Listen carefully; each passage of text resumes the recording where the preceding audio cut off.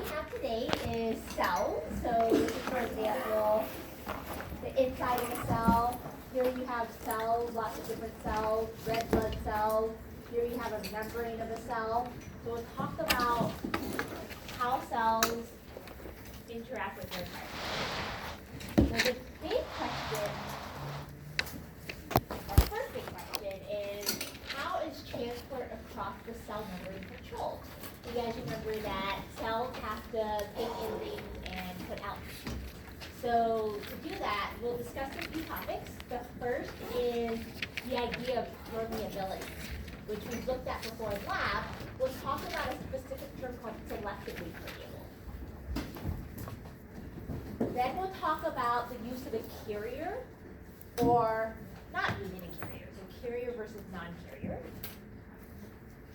We'll talk about different types of transport, passive versus active. And then finally, that'll set us up nicely to review our lab of last week, which was on diffusion and osmosis. So we'll take a look at those concepts again. After we address that, we'll talk about how a cell works and specifically focus on how the cell membrane is like a battery.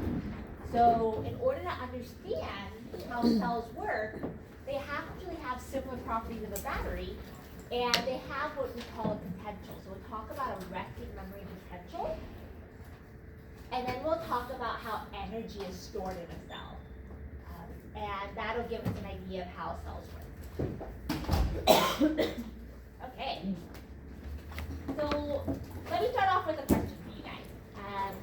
What do you guys think? Approximately what percent of your body weight is water? 70%, 50%, or 25? Okay, good. Everyone's showing up ones, which is roughly correct, right? We're about 70% water. The reason why I put this up here is because keep in mind, when we're moving things across a cell, through a cell, around a cell, mostly everything is moving in a water environment. So just think of your cells as bathed in water, both inside and out. And that'll help us understand how things move. Okay, so number one, mostly water. All right, so if we're mostly water, let's figure out where that water is. So we're going to talk about our body fluids. So what I have up here is a picture of a blood vessel. Right, and you can see the red blood cells inside.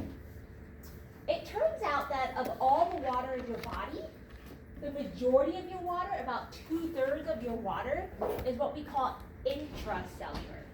Intra means inside. So intracellular means it's inside the cell. So again, 2/3 of all of your water you can actually find inside a cell. So for example, inside your red blood cells, or inside your neurons, or inside your heart cells. Which means the other 1/3 of your water is found outside your cells. So we call that extracellular. Right? We talk about ex or exo being exiting or outside. So the remaining third of our water is outside of cells.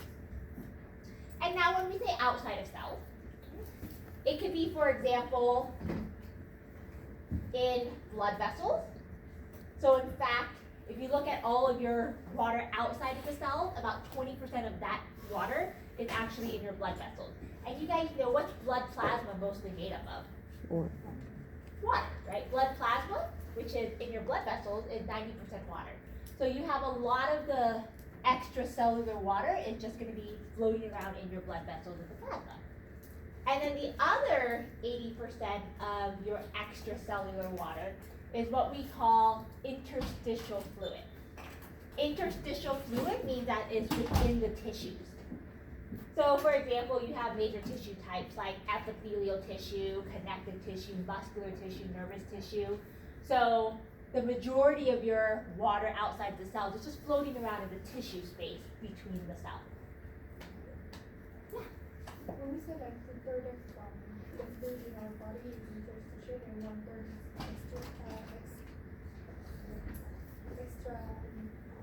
Extracellular? yeah. When we say that, like, are we excluding other fluids or only you're saying water? We're talking about all fluids. Yeah, and think about all fluids is a form of water. Right? So of all the fluids in your body, a third of them are outside of the cell. Of that 1/3 that's outside of the cell, 20% in the blood vessels and 80% inside the tissue. So that 70% is only water, or it includes all those other substances? Yeah, when we say your body is 70% water, this is the 70% water here. Okay. Right? So you kind of think, not so important like the breakdown of the numbers, but just knowing that 70% water, the majority of it is inside your cell, the rest of it is outside your cell. And when we say outside your cell, outside of your blood vessels or outside of just your regular tissue. All right. Okay. So again, we're appreciating the fact that there's water everywhere, right? Inside and outside of cells. So when we want to talk about the cells and their environment, we're really talking about an aqueous environment or a water environment. All right. So now we can start to think about how things are moving in and out of cells. So we have a term called selectively permeable. And you guys might remember from lab last week, we talked about permeability. What does it mean if something is permeable? It can travel through. Allow to enter something, or the ability to allow something to enter in and out. Yeah, it allows something to go, right, or move. When we talk about permeability, we talked about, for example, the potassium permanganate we use, that purple, is permeable in water. In other words, it allows it to go. So that's the same thing here. The word permeable means it's allowing to go or allowing to pass through. And what we're talking about here now is transport across the plasma membrane. So that's the cell membrane. So when we say permeable, that means, okay, something can pass through the cell membrane. And the word selectively just means that we're selecting what can go across. Right? So it's not like a free-for-all. We're going to allow only some substances to pass through the plasma membrane while others are excluded. So others cannot pass. For example, if we have our generic cell here, here's the plasma membrane. What might be some substances that we want to allow into the cell? What are some good things we want in the cell? Oxygen. Okay, good. Glucose, right? We talked about needing sugar to get into our cell for cell respiration. What else might we want to bring into the cell? Yeah, water, right? Sometimes we need to transport water into the cell. What else? What else do cells need? Yeah. Oxygen, right? We talked about how oxygen is really important also in cell respiration.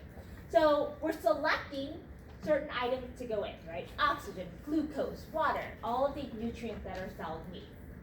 On the flip side, what are some things that we would like to transport out of the cell? Carbon dioxide. Yep. Carbon dioxide, right? We make carbon dioxide inside the cell in cell respiration. We want to get that out of the cell so we can exhale it from our body. What are some other things that we might want to get out of the cell?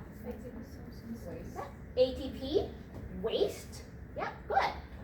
Right, we might need to transport ATP somewhere else, transport waste out of the cell. Remember proteins, right? Sometimes when we make our protein, we need to package them and put them outside of the cell and ship them somewhere else. So there's certain things we want to select to go out, right? But the key is we're being selective of what we take in and out. All right. Okay, so now we know we've got some things come in, some things go out. We're going to talk about ways in which we can transport across that membrane. How do we get things in and out? So one simple way to look at it is, does it use a carrier? A carrier is a protein. So in this picture, you can see right here, this is your phospholipid bilayer, right? You see the heads, one layer here, and the heads of another layer there. And the carrier is this yellow protein embedded in the membrane. So that's our carrier. And when we say carrier mediated, think of this carrier protein as having to physically grab the molecule and bring it across the membrane. There's physical contact. So you can tell here that these purple molecules are actually going to fit nicely right in this shape right here. So the carrier protein is going to physically close in, grab it, and then release it on the other side. That's kind of like if we wanted to go through this door and I wanted to bring the chair across, I would have to physically touch the chair, pick it up, and carry it across. That's carrier mediated. non-carrier medium means that you don't actually have to physically grab the molecule and bring it across. So for example, in this case, notice you don't even need a protein. Right? This is just your standard phospholipid bilayer, and notice these molecules can actually just squeeze straight through. Right? They don't need to be carried across by a protein at all. In fact, there's no protein there. In this particular case, there are proteins. The proteins are these purple channels. There's 4 of them. But notice in this particular case, the channels don't actually physically have to touch the molecule and physically carry it across. Think of this as more of a channel or a tunnel. That's, for example, if I just open the door and you guys all just walk through on your own. Right? No one has to physically carry you across the door. You just walk through on your own. So this is also considered non-carrier. Again, the carrier, you're physically grabbing the molecule, coming into contact, and bringing it across. Otherwise, not carrier. Yeah, Sarah. Which one is the fastest and most efficient? Which one is fastest and most efficient?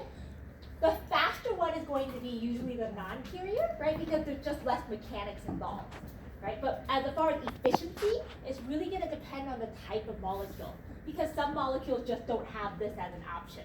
So their most efficient way to get across is going to be the carrier mediated.